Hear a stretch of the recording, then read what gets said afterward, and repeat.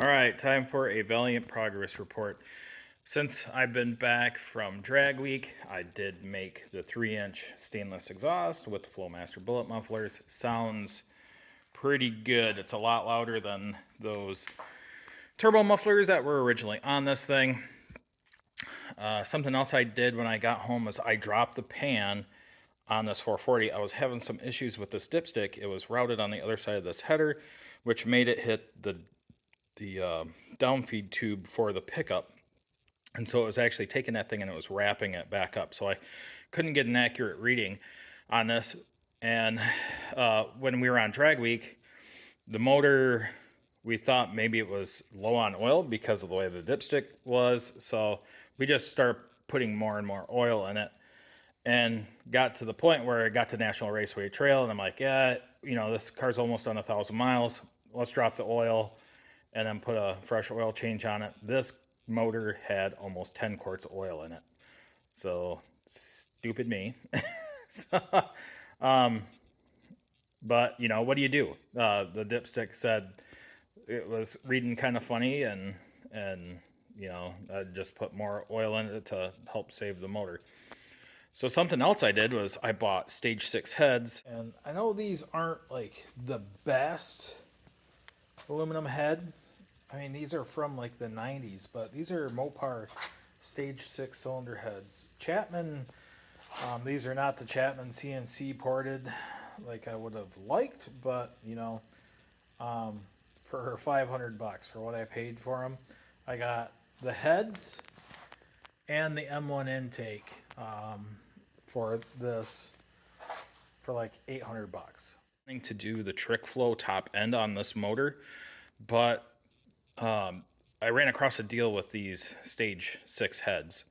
So I ended up picking those up. M1 intake, roller cam, solid roller cam, solid roller lifters, roller rockers, 1.5 roller rockers, basically enough stuff to do a complete top end. And then I also have a set of pistons, already 40 over or 30 over TRW forged pistons. So I think I'm just going to build another motor. I'm going to save that 440 complete in the Valiant and then put that in my 65 Coronet with the 4-speed. This is a 1967 440, so that's going to be a forged crank motor, standard bore. Something else about this motor, it doesn't have any heads on it because I sold them. They were the 915 large valve heads, which is weird. It's a blue motor. It's not a HP, but it had large valve 915 heads on it. This motor is the motor that came out of my 66 New Yorker. This is a 440, has 516 closed chamber heads on it. So I probably won't use that one. I'll probably use this one since I'm putting heads on stuff. So more to come on that. I'm not really sure what I'm going to do as far as bottom end. I want to, it's going to, with the stage 6 heads and some porting, I have the heads out at RET getting ported. So I'm hoping I can twist this motor, 6,500, $7,000. I did get a fluid dampener. So this box right there is the fluid dampener for it. That's a Hughes cam. The engine, the guy that's helping me with the heads and stuff, he said that is too much cam for the street. It'll wear out a set of valve springs on drag and drive. So I'm going to get a little bit smaller duration cam, 1.5 rockers, and then the folders can up there has the roller lifters. So pretty much got a complete motor already. Just got to bring in the block to get machined and whatever other stuff I need to do to that block to make it hold up. I really wanted the trick flow stuff, but I'm kind of on board with Steve Dolcich, where the aftermarket stuff works really super good. The modern heads do, but they just look like a big rectangular chunk of aluminum on top of your motor. And that's why I kind of like, I know that they like the 440 source heads because it's basically an aluminum copy of these 906 heads. And it just, you can you can sneak them in there, hence the name stealth head. The stage 6 heads, they're kind of scalloped like this as well. It's not like it's going to look factory with a big honk and M1 intake and stuff, but at least it'll keep the vintage vibe of the car. So that is the update so far on the Valiant. Another winter project is this 360 motor. This 360 is going to go in my 73 Dodge Charger Rally. It was a 340 car. 340 is long gone. I like building like super cheap motors that just make a little bit of horsepower and enough to go and do burnouts. This 360, at this point I only have probably it's less than 400 bucks. I bought this 360. It was a complete motor. I answered a marketplace ad for a 318 intake that I was looking for, and the guy had a 318 intake. I went and bought the 318 intake for 150 bucks with a Holley carb on it, which is, it's not this intake, but was for this motor. And the guy goes, "Oh, I have the rest of the motor. You could have it for 50 bucks." Turns out this is a fresh rebuilt motor that had low miles on it and popped a hole in the piston because they detonated it. They didn't have the correct timing on it, and they detonated a piston. So for $200, I bought basically a fresh 360, has a aftermarket RV cam in it, has a double roller timing chain. I just went ahead and bought all brand new pistons. Just bought a cheap set of cast pistons. So I got like maybe between the pistons and putting them on the rods and all that stuff, another 200 bucks. So $400. And then I sold the intake and the carb for like $200.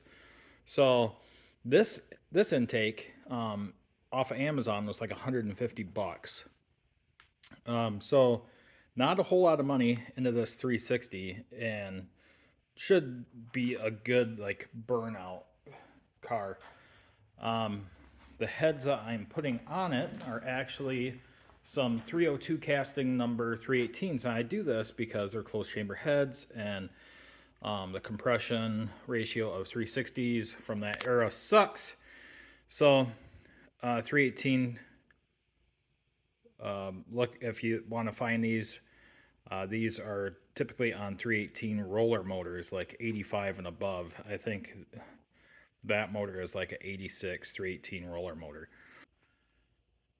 So it's kind of a crude deal. I put this flow meter, I pulled vacuum on this with a vacuum cleaner, set the valve at different heights, set it at 300, 400, 500. And you're not going to see, CFM values like you would see on a typical flow bench. But, you can get some percentages to look at, like your percentage of improvement. So unported, when the valve was at 300, 400, and 500, you can see the unported values. And this was like a CFM, but it's not calibrated.